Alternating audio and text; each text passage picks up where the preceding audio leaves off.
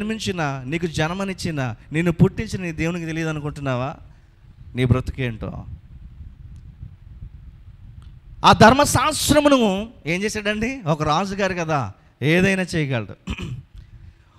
ఒక పెద్దోడు కదా, ఒక ధనవంతుడు కదా, అతడు తప్పు చేసినా కానీ తప్పించుకుని తిరగలడు. కానీ దేవుడు విడిచిపెడతాడా?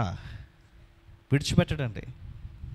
ధర్మశాస్త్రం ఏం చేయలేకపోయిందంటే దావీదు మహారాజుకి శిక్షని విధించలేకపోయింది. దావీదు మహారాజు ఎన్నిసార్లు చావాలి చెప్పండి?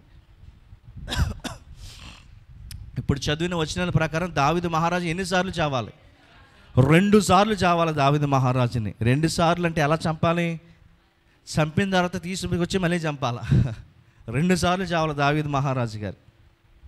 కానీ ధర్మశాస్త్రం అతనికి శిక్ష విధించగలిగిందా?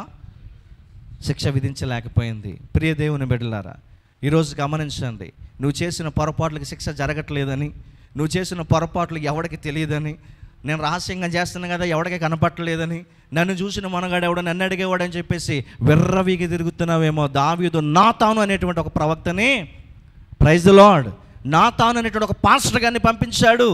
దావీదు మహారాజు, నువ్వు చేసింది ఎవడికి కనపడలేదేమో, కానీ పైనున్న దేవుడు చూసి నాకు చెబితే నేను నీతోటి మాట్లాడుతున్నాను. ఎవరికి చెప్పాడంటండి? నాతాను అనే ప్రవక్తకి చెప్పాడు. పైనుండి చూస్తున్న దేవుడు కదా.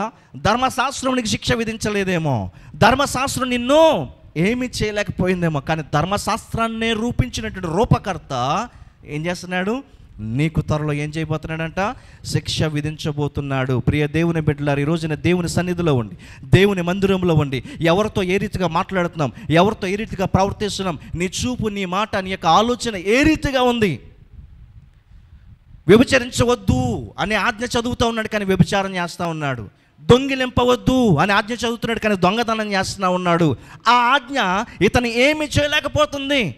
ఆ ఆజ్ఞ కోసం వివరిస్తూ ఉన్నాడు, కానీ పైనుంచి చూసే దేవుడు ఏం చేస్తున్నాడండి? ఆయన విడిచిపెట్టాడు కదా. విడిచిపెడతాడంటారా? ఆయన కంటికి కనబడని సృష్టం ఏది కూడా, ప్రైజ్ ది లార్డ్, దేవునికి మహిమ కలుగును గాక, ఆయనకి కనబడంది ఏది కూడా ఈ భూలోకంలో లేదండి. ఒకసారి బైబిల్ గ్రంథం నుంచి ఆ సమయలు రాసినటువంటి ఆ గ్రంథంలోనే 12వ అధ్యాయం 9వ వచనం చదువుదాం. నీవు యెహోవా మాటను తృణీకరించి ఆయన దృష్టికి చెడుతనము చేసేదివేమి? ఎవరి మాటను తృణీకరించాడు? ఆజ్ఞని తృణీకరించి చెడుతనము చేసాడంటే ఎవరండి?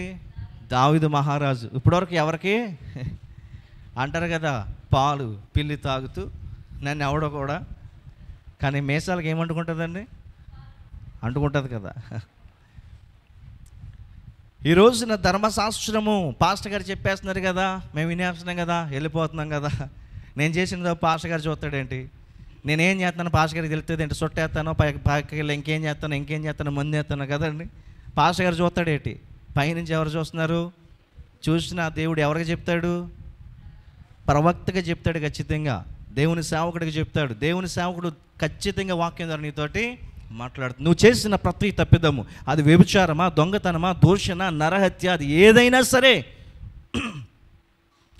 నువ్వు ఈ రోజున క్షమాపణ కోరుకోకపోతే నీకు శిక్ష విధించడానికి దేవుడు సిద్ధంగా ఉన్నాడు. పాత నిబంధన మనం చదవం. ఎవడైనా వచ్చి తప్పు చేసి నా బలిపీఠం పట్టుకొని నన్ను క్షమించు ప్రభువా అని చెప్పేసి అరిసినా కానీ అని లాక్కొచ్చి చంపండి. పరిశుద్ధత అంటే అందులో ఎటువంటి కల్మషం ఉండదండి. నా మందిరంలోకి ఎటువంటి అపవిత్రత రావటానికి వీలు లేదు. వాడిని బయటికి లాక్కి వెళ్ళి రాళ్ళతో కొట్టి చంపమన్నాడు దేవుడు. చదువుదాం. నీవు యెహోవా మాట తృణీకరించి ఆయన దృష్టికి చెడుతనము చేసావేంటి? హిత్తీయుడగు ఉరియా ఆయన్ని కత్తి చేత చంపించేశావు. అతని భార్యని పట్టుకొని ఉన్నావు. అమ్మునుల చేత నీవు నన్ను లక్ష్యము చేయక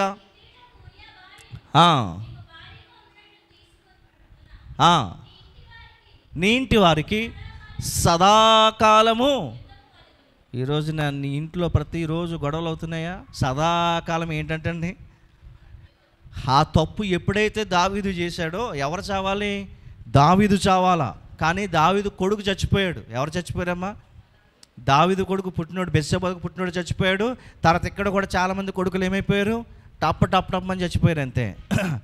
నువ్వు ఇది చేసిన కారణం చేత ధర్మశాస్త్రం అయితే చంపి ఊరుకుంటుంది. కానీ క్రీస్తు వారు ఏం చేశారు? క్రీస్తు వారు ఏం చేశారంటే ధర్మశాస్త్రం చంపేసి ఊరుకుంటుంది అంతే, ఇంక అయిపోయింది అక్కడితోటి. చచ్చిపోయాడు. చచ్చిపోతే ఇంకే బాధ ఎవరికి తెలియదు. కానీ దావీదు కళ్ళ ముందు ఏమేం జరిగినాయి చెప్పండి? కళ్ళ ముందు ఏమేం జరిగినాయి? ముందు కొడుకు చచ్చిపోయాడు. తన భార్యల్ని తన కొడుకులు ఏం చేశారు? పాడు చేశారు. ఈ రోజున ఒక పొరపాటు చేసి మనం తప్పించుకుందామని అనుకుంటామండి. ధర్మశాస్త్రం నన్ను చూడలేదు కదా, చట్ట ప్రకారం నేను తప్పించుకుని తిరిగి వచ్చాను. చాలామంది బయట కూడా కదండి మర్డర్లు చేసి, ఆడపిల్లని అన్యాయంగా మానభంగం చేసి చంపేసి, డాక్టర్లని అందులోని కదమ్మా ఏమీ తెలియని అమాయకులాగా బయట తిరుగుతూ ఉంటారు. చట్టం ఏం చేయలేదు. ఎందుకంటే చట్టానికి ఏం కావాలి? గట్టిగా చెప్పండి. చట్టానికి ఏం కావాలి? ఆధారం కావాలి. వెళ్ళి ఏమ్మా నువ్వు అక్కడ అలా చేసావంటే నువ్వు చూసావా అంటారు కదండి. యారా బాబు నువ్వు అక్కడ ఆడుతూ మాట్లాడావంటే ఎదవుతోటేనంటే నువ్వు చూసావా? నేను చూడలేదు. ఎవరు చూస్తున్నారు? దేవుడు చూస్తున్నాడు. నేను ప్రశ్నిస్తే నా దగ్గర ఆధారం ఉండాలి. కానీ దేవుడే డైరెక్ట్గా వచ్చాడు అనుకోండి, ఆయనకు ఆధారాలతో, గట్టిగా చెప్పండి, ఆయనకు ఆధారాలతో పని లేదు. నువ్వు చేసిన పనిని బట్టి నిన్ను శిక్షించడానికి దేవునికి ఆధారము, ఒక మనిషిని సాక్ష్యము అవసరం లేదు. ప్రియ దేవుని బిడ్డలారా, అక్కడ దావీదు మహారాజుని శిక్షించడానికి దేవునికి ఆధారంతో పని లేదు. ఆయన నాతాను అనే ప్రవక్తను పంపించి, నేను స్వయంగా చూశాను దావీదు పాపం చేస్తుండగా దావీదుతో మాట్లాడు, అతని ఇంటి వారికి సదాకాలం ఏముంటుందంట? యుద్ధమే. నీ కుటుంబంలో నిత్యము కలహాల, నీ జీవితంలో నిత్యము కలహాలైన మనశ్శాంతి లేకుండా ఉంటున్నావా? నువ్వు చేసిన పొరపాటు ఏంటో కనుక్కో ఒకసారి. నువ్వు చేసినటువంటి ఆ బుద్ధిహీనమైన పని ఏంటో తెలుసుకో ఒకసారి. నువ్వు చేసినటువంటి ఆ అక్రమమైనటువంటి పని ఏంటో తెలుసుకో. దేవుని దగ్గరికి వచ్చి ఒకవేళ క్షమాపణ కోరితే ఆయన క్షమిస్తాడేమో. కానీ బైబిల్లో క్షమాపణ కూడా లేదని చెప్పేసి అన్నాడు. లాక్కొచ్చి ఏం చేయమన్నాడండి? అవును. ఈ రోజున మనం ఏ రీతిగా ఉన్నాం? దావీదుతో దేవుడు అతని ప్రవక్త ద్వారా మాట్లాడుతూ ఉన్నాడు. అతని ఇంటి వారికి నిత్యము ఏంటంటండి?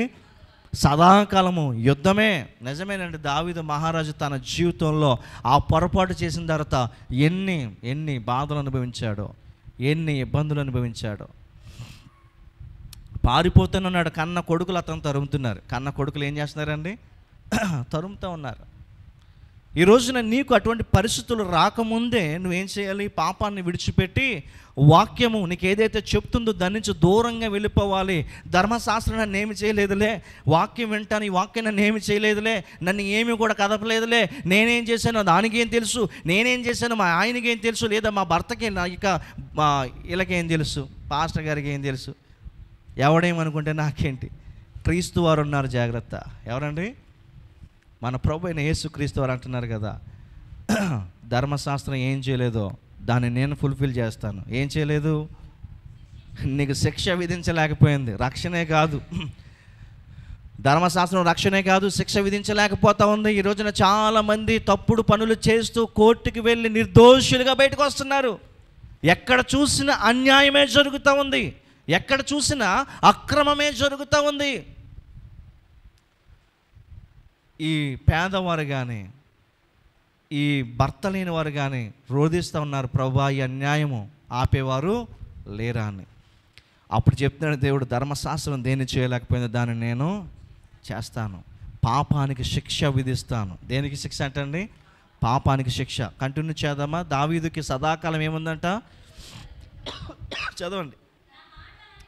నా మాట ఆలకించుము.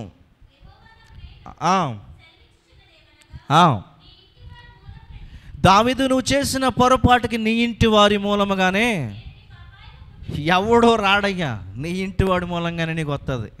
ఎవరికి? దావీదుకి. నువ్వు చేసిన పాపాన్ని బట్టి, నువ్వు చేసిన దరిద్రమైనటువంటి నీచమైన పనులను బట్టి ఎవరి నుంచో నీకు రాదు. ఎక్కడి నుంచి వస్తుందంట?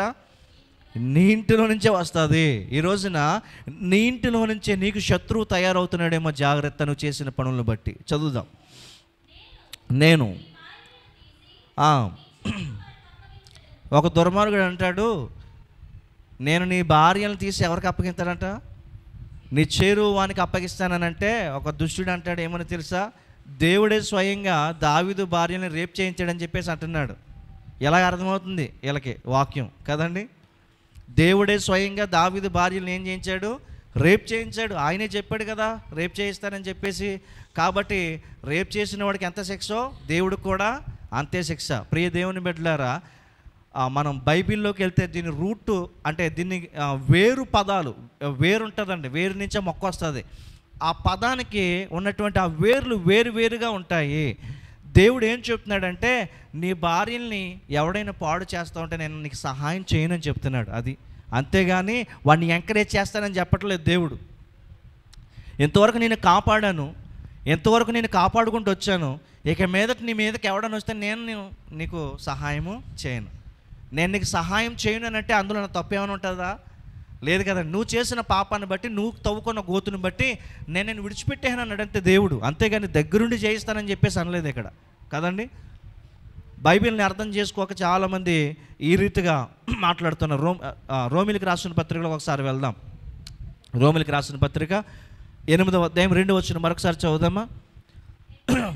ఎట్లనగా ధర్మశాస్త్రము దేనిని చేయజాలకపోయినో దానిని నా ప్రభు అయిన యేసుక్రీస్తు వారు చేశారు. కిందకి చదువుదాం ఇప్పుడు. శరీరమును ఆత్మను అనుసరించియే నడుచుకుని మనయందు ధర్మశాస్త్ర సంబంధమైన నీతి విధి నెరవేర్చబడవలనని పాప పరిహారము నిమిత్తము దేవుడు తన సొంత కుమారుణ్ణి పంపి ఆయన శరీరమందు తప్పించుకు తిరిగిన ప్రతి ఒక్కడి పాపం యొక్క శిక్ష ఎవరి దగ్గర విధించాడంట? ఇప్పుడు ఉదాహరణకి నేను ఏదో తప్పు చేశాను. నేనేం చేశానండి? తప్పు చేశాను. ఇప్పుడు దేవుడు ఆయన్ని పంపించాడు అనుకుంది. ఎవరిని? కరుణాకర్ గారిని పంపించాడు. నేను తప్పు చేస్తే శిక్ష ఎవరికి తగిలింది? కరుణాకర్ గారికి ఒక దెబ్బ తగిలింది. ఎవరి పాపాన్ని బట్టి, ఎవరి దోషాన్ని బట్టి? నేను చేసిన పని బట్టి శిక్ష ఎవరికి తగిలిందండి? కరుణాకర్ గారికి తగిలింది. ఓకే, ఆయన భరించాడు. ఎందుకు? ఆయన నన్ను చేశాడు కాబట్టి. ఓకేనమ్మా. ఇప్పుడు మరలా తప్పు చేశాను అనుకో, ఇప్పుడు మళ్ళీ వెళ్ళి శిక్ష తగులుతుంది ఆయనకి. ఇప్పుడు ఆయనే నన్ను తంతాడు. ఏమని? ఓరే మూర్ఖుడే, నీకోసం నేను శిక్ష భరిస్తే మళ్ళీ వెళ్తావేంట్రా దరిద్రంలోకి అని చెప్పేసి ఇప్పుడు దేవుడు రాడు. ఇప్పుడు ఎవరు? దేవుని కుమారుడే డైరెక్ట్గా వచ్చి నన్ను. అర్థమవుతుంది కదండి. ఒక్కసారి నీ కొరకు ఎవడైతే శిక్ష భరించాడో ఆ భరించిన వాడికి పూర్తి అధికారం ఉంటుంది నిన్ను శిక్షించడానికి. మరలా చెప్తున్నానండి, ఒక్కసారి నీ కొరకు ఎవరైతే శిక్ష భరించారో ఆ భరించిన వాడికి పూర్తి అధికారం ఉంది నిన్ను శిక్షించడానికి. నువ్వు మరలా పాపం చేస్తే నీ కొరకు ఇక బలి ఏమాత్రము కూడా ఉండదు. హెబ్రీయులకు రాసిన పత్రిక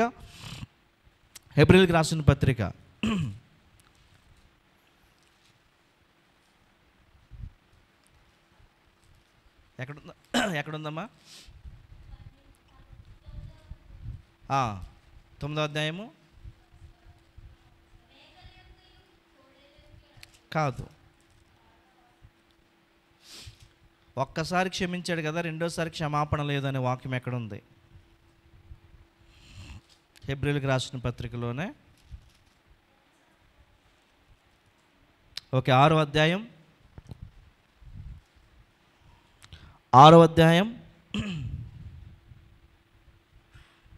4 నుంచి చదువుదాం.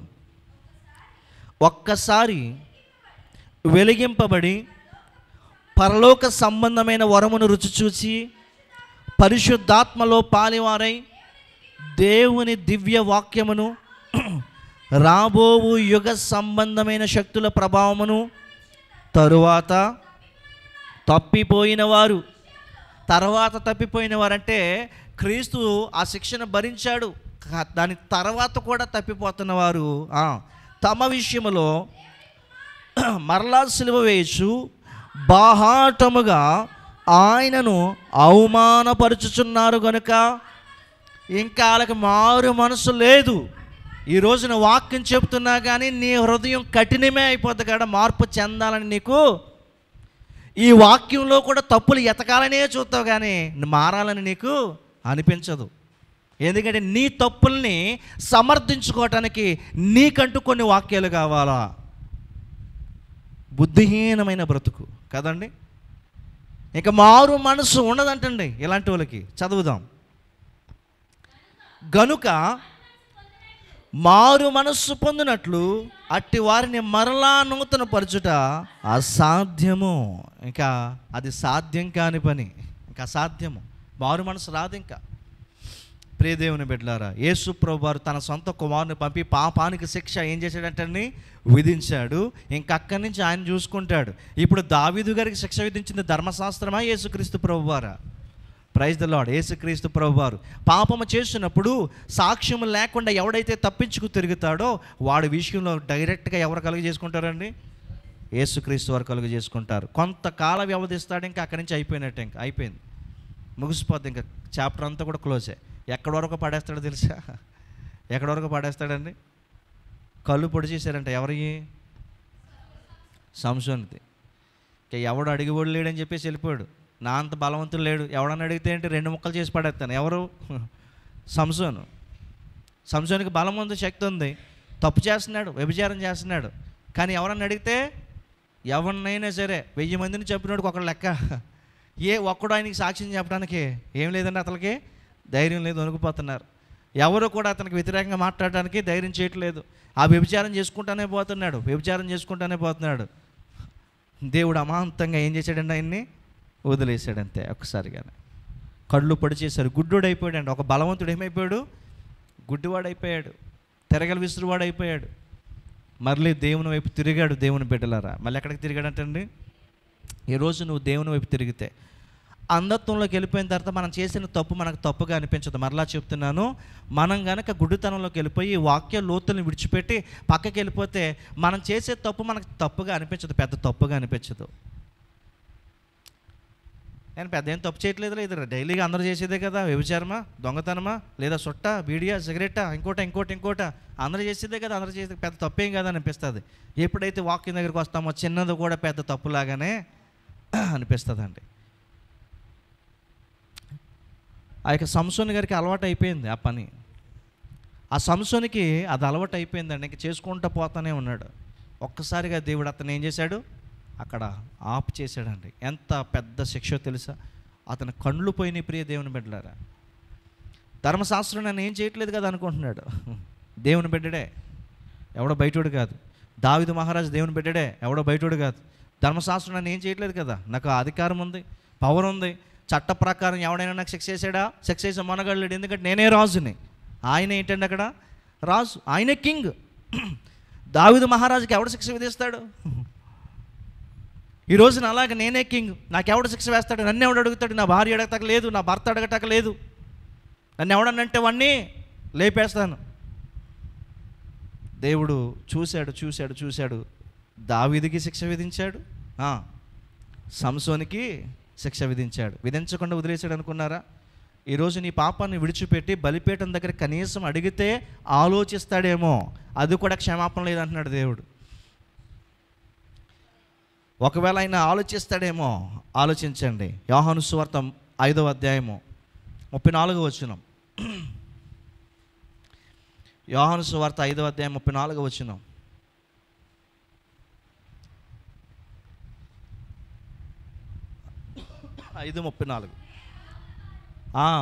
నేను మనుషుల వలన మనుషుల సాక్ష్యం నాకు వద్దు. దేవుడేమా సరిపోద్దమ్మా, సాక్ష్యం కావాలి. ధర్మశాస్త్రానికి ఏం కావాలండి? విట్నెస్ కావాలి. 1 లేదా 2, అంతే కదండి. 1 లేదా 2 విట్నెస్లు ఖచ్చితంగా ఉండాలి. సాక్ష్యం లేకపోతే ఏ నేరాన్ని కూడా ధర్మశాస్త్రం ఒప్పుకోదు. ఇక్కడేమున్నది చదవండి. మనుషుల సాక్ష్యం ఎవరికి కావాలి అంటున్నాడు ఇక్కడ దేవుడు. ఒక మనుషుని సాక్ష్యం నాకెందుకు, నువ్వేటో నాకు తెలియదేటి? ఒక మనుషుడి సాక్ష్యం నాకెందుకు, నువ్వేటో నాకు తెలియదా? లేదండి మా పాస్టర్ గారికి తెలుసండి, లేదా మా సంఘ పెద్ద గారికి తెలుసండి, నేను ఎలాంటి ఉన్నావు, ఏది నాకు అవసరం లేదు, నువ్వేటిదో నాకు తెలుసు అంటున్నాడు దేవుడు. నువ్వు ఎలాంటి వ్యక్తివో నాకు తెలుసు, ఒకటి సాక్ష్యం నాకు అవసరం లేదు. ఎవరు చెప్తున్నారు ఈ మాటని? దేవుడు. ప్రియ దేవుని బిడ్డలారా, నీ కోసం ఇంకొకరి దగ్గరికి వెళ్ళి ఫలానా వ్యక్తి ఎలాంటిదమ్మా అని దేవుడు అడగవలసిన అవసరం ఆయనకి లేదు.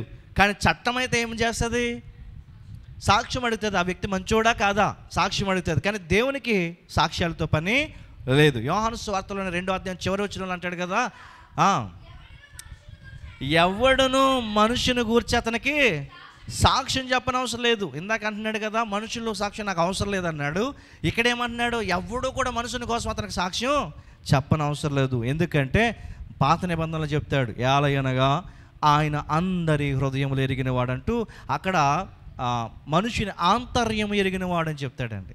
మనుషుని అవును, నీ హృదయ ఆలోచన దేవునికి తెలుసు, నీ హృదయంలో ఎక్కడ తప్పిపోయావో దేవునికి తెలుసు, నీ శరీరంతో ఎక్కడ తప్పిపోయావో దేవునికి తెలుసు. ప్రియ దేవుని బిడ్డలారా, ధర్మశాస్త్రం నేనేం చేయలేకపోతుంది అంతే, అది చేతగాందని కాదు. ధర్మశాస్త్రం గుర్తుపెట్టుకోండి, ధర్మశాస్త్రం ఏమి చేయలేకపోయిందంటే మళ్ళీ బుద్ధిహీనులు ఎలాగనుకుంటారు, ధర్మశాస్త్రం చేతకానిదా అని అనుకుంటారు.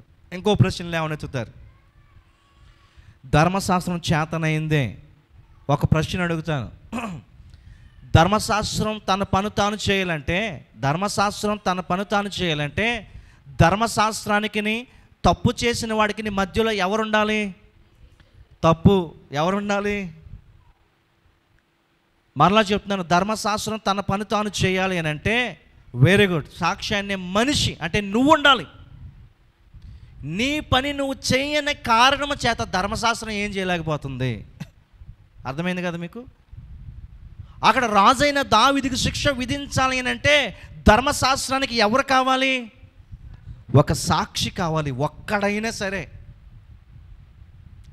అమ్మ రాజుగారండి ఆయన ఏమంటాం, అయ్యో ఆయన పెద్దగారండి ఆయన ఏమంటాం, లేకపోతే అమ్మో ఈయన పెద్ద తోపండి ఆయన మనం ఏమనలేమండి, ఆ మాత్రం చాలా బలవంతుడండి కొట్టేస్తాడండి. ఆ ఒక్క సాక్షి కూడా అక్కడ లేరు. ధర్మశాస్త్రం చేతకాంది కాదు, ధర్మశాస్త్రం శక్తి లేనిది కాదు, ధర్మశాస్త్రానికి పవర్ ఉంది. కానీ ఆ పవర్ పనిచేయాలంటే మధ్యలో సాక్షి అనేది అవసరం. అంటే నువ్వు అవసరం, నువ్వు అవసరం. నువ్వు ఎప్పుడైతే నిలబడతావో అప్పుడు ధర్మశాస్త్రం తన పని తాను చేసుకుంటుందంటే. ధర్మశాస్త్రము నిరుపయోగమైందని చెప్పట్లేదు, అర్థమవుతుంది కదా? ధర్మశాస్త్రానికి ఏం అవసరం అంట? వెరీ గుడ్, విట్నెస్ అవసరం. ఎప్పుడైతే ఈ విట్నెసెస్ అనేవారు సైలెంట్ అయిపోయారో, ఈ సాక్షులు మౌనం అయిపోయారో, అప్పుడు ఎవరు కలుగు చేసుకుంటున్నారు? డైరెక్ట్గా దేవుడే. దావీదు విషయంలో న్యాయం చేయండి, పలానా బెత్షెబాని ఎలా చేశాడు, పలానా ఉరియాని ఎలా చేశాడని ఎవరైనా ప్రార్థన చేశారా? బైబిల్లో ఎక్కడా లేదు. దావీదు రాజు అయ్యుండి ఇలా తప్పులు చేసుకుంటూ పోతున్నాడండి అని చెప్పేసి ఎవరైనా ప్రార్థన చేశారా? There is no evidence. ఎక్కడ కూడా దావీదును శిక్షించమని ఎవడు కూడా ప్రార్థన చేయలేదు. ఎందుకంటే దావీదు చెడ్డోడని ఎవరికి తెలియదు, కానీ పైనుంచి చూసే దేవుడికి అన్నీ కూడా తెలుసు. నువ్వేంటో తెలుసు, నేనేంటో తెలుసు, ఎవరికి శిక్ష విధించాలో కూడా దేవునికి తెలుసు. ఒకడు ప్రార్థన చేయవసరం వద్దు, పలానాడు మూర్ఖుడిగా అయిపోయాడు ప్రభా వాడికి శిక్ష విధించు, వాడిని మార్చు అని చెప్పేసి దావీదు మహారాజు కోసం ఎవడో ప్రార్థన చేసినట్టు బైబిల్ గ్రంథాలు మనము కనుగొనము. అతను దుర్మార్గుడు ప్రభా అతన్ని లేపేయి అని ఎవడు కూడా ప్రార్థన చేయలేదు. కానీ పైనుంచి చూస్తున్న దేవుడు దావీదుకి స్పాట్ పెట్టాడు. అక్కడ వరకు ఎక్స్క్యూజ్ ఇచ్చాడు దేవుడు. ఇంకా అక్కడతో ఆయన చాప్టర్ని తలకిందులు చేశాడండి. అప్పటి వరకు ఒకలాగే వెళ్ళిన బతుకు అక్కడి నుంచి ఇంకోలా పోతుంది కదండి. ఎంత అంటే ఎన్ని యుద్ధాలు అంటే అన్ని యుద్ధాలు వచ్చేస్తున్నాయి, గొడవలు, సమస్యలు, శోధనలు. రైట్, ధర్మశాస్త్రం దేన్ని చేయజాలకపోయిందో దాన్ని ఎవరు చేశారు? రక్షణ మాత్రమేనా? ఇప్పటి వరకు ఒక కోణంలోనే ఉండిపోయారు. ఇక్కడి నుంచి గమనించండి, దేవుడు మనల్ని చూస్తున్నాడు. జాగ్రత్త. మనం చేసిన ప్రతి పొరపాటున ఏం చూస్తున్నాడు? నీ పొరపాటు కోసం ఎవడో సాక్ష్యం చెప్పనవసరం వద్దు, నీ పొరపాటు కోసం ఆయనే నిలబడతాడు. కానీ ఆయన ఒకరిని వాడుకుంటాడు. ఎవరిని? ప్రవక్తని లేదా సేవకుని వాడుకుంటాడు. ఆ సేవకుడు చెప్పే వాక్యం ఖచ్చితంగా నువ్వు చేసే పొరపాటుతో మాట్లాడుతూ ఉంటుంది. ఆ సేవకుడు చెప్పే వాక్యం ఖచ్చితంగా నువ్వు చేసినటువంటి ఆ దరిద్రమైనటువంటి పని కోసం మాట్లాడుతూ ఉంటుంది. నువ్వు బ్రతుకు మార్చుకుంటే ఒకవేళ యుద్ధం తప్పిస్తాడేమో దేవుడు, మార్చుకోకపోతే ఖచ్చితంగా శిక్షేనండి. నాతోను ప్రవక్త వెళ్ళి మాట్లాడుతున్నాడు ఆయనతోటి. ఒకసారి ఈ మాటలు మనం చూద్దామండి. ధర్మశాస్త్రం అసలు కంక్లూజన్లో చెప్పాలి, కానీ మొదట్లోనే నేను ఈ వాక్యాన్ని ఎత్తుకుంటున్నాను. రోమీయులకు రాసిన పత్రిక 2వ అధ్యాయము 15-16 వచనాలు. సాక్ష్యం ఎక్కడ ఉంటుందో చూద్దాం. విట్నెస్ అనేది ఎక్కడ ఉందో చూద్దాం. అప్పుడు మనస్సాక్షిలోనే సాక్ష్యం ఉంది. సాక్ష్యం ఎక్కడ ఉందంటండి? నీ మనస్సాక్షే పెద్ద సాక్ష్యం. నువ్వు తప్పు చేసావో లేదో చెప్పడానికి ఇంకా సాక్ష్యంతో పనేంటి దేవుడికి? అర్థమైందా మీకు? నీ మనస్సాక్షే పెద్ద సాక్షి, ఇంకొక సాక్షి దేవునికి అవసరం లేదు. నీ మనస్సాక్షిలో నీకు తెలుసు నువ్వు ఎలాంటి దానివో, నీ మనస్సాక్షిలో నీకు తెలుసు నువ్వు ఎలాంటి వాడివో. ఆ మనస్సాక్షిని అడుగు, ఈ వాక్యం నీకా నీ పక్కోడుకా అని. ఆ మనస్సాక్షితో నువ్వు మాట్లాడుకో, పక్క వాళ్ళతో మాట్లాడవలసిన పని లేదు. ఈ వాక్యం నాకేనా, నాతోటే దేవుడు మాట్లాడుతున్నాడా? నీ మనస్సాక్షి నీకు సాక్ష్యం ఇస్తుంది. ఏదో ఒక వ్యక్తి వచ్చి సాక్ష్యం చెప్పడం కాదు కదండి. అట్టి వారి మనస్సాక్షి కూడా సాక్ష్యం ఇచ్చుచుండగను, లేదా వారి తలంపులు అంటే ఆలోచన తప్పు మోపుచు లేక చెప్పుచుండగను. Praise the lord. ధర్మశాస్త్రం యొక్క సారము వారి హృదయముల మీద దేవునికి మహిమ కలుగునుగాక. ఆమేన్. నీతిమంతులైన వారు, పరిశుద్ధులైన వారు, వారికి ధర్మశాస్త్రం యొక్క ఆజ్ఞలు ఎక్కడ ఉంటాయంటండి? వారి హృదయంలో ఉంటాయి. ఆ హృదయంలో ఉన్నటువంటి ధర్మశాస్త్రమే సాక్ష్యం చెప్తూ ఉంటుందంట. ఎవరే నువ్వు ఇది తప్పు చేయొద్దు, ఈ పొరపాటు చేయొద్దు, ఇక్కడికి వెళ్ళొద్దు. ధర్మశాస్త్రం చెప్తుంది ఈ ఆజ్ఞను అతిక్రమించొద్దని. నిరంతరము నీ హృదయంలో ధర్మశాస్త్రం ఉంటే ఆ ధర్మశాస్త్రమే నీకు జ్ఞాపకం చేస్తూ ఉంటుంది. అది అక్షరానుసారమైనటువంటి ధర్మశాస్త్రం అనుకుంటే, నీ హృదయంలో అది లేకపోతే ఖచ్చితంగా నువ్వు మరణపాలవుతావు ప్రియ దేవుని బిడ్డ. నేను వాక్యాన్ని ముగిస్తున్నాను, దీన్ని మనం కంటిన్యూ చేస్తాము. ఎన్ని రోజులు దేవుడు మనకు అవకాశం ఇస్తాడో తెలియదు. కానీ అర్థం చేసుకోవాల్సిన విషయం ఏంటంటే, ధర్మశాస్త్రం ఏం చేయలేకపోయిందండి అంటే, క్లియర్ కట్లో చెప్పాలంటే ఎన్ని తప్పులు చేసినా, అదిగో అక్కడెక్కడో ఒక డాక్టర్ని మానభంగం చేసి చంపారంట, ఇదిగో ఎక్కడెక్కడో ఒక ఆవిడని చంపి మానభంగం చేసి పెట్రోల్ వేసి తగలబెట్టేశారంట కదండి. కానీ ఎవరికీ కూడా శిక్ష అనేది విధించలేదు. చట్టము మనిషిని శిక్షించలేకపోతుంది, రక్షించలేకపోతుంది అనేది పక్కన పెడదామండి. ఏం చేయలేకపోతుందండి? శిక్షించలేకపోతుంది. సరైనటువంటి ఏం లేదంటే అక్కడ ఆధారం లేదు, ఎవిడెన్స్ లేదు. సరైన ఆధారాలు లేకపోవటం వల్ల తప్పించుకు తిరిగే ప్రతి ఒక్కరికి ఇది హెచ్చరిక. ఎవరున్నారంట? నా ప్రభు అయిన యేసుక్రీస్తు వారు వాకిట నిలుచున్నాడు. ఆయన తీర్పు తీర్చడానికి సిద్ధంగా ఉన్నాడు.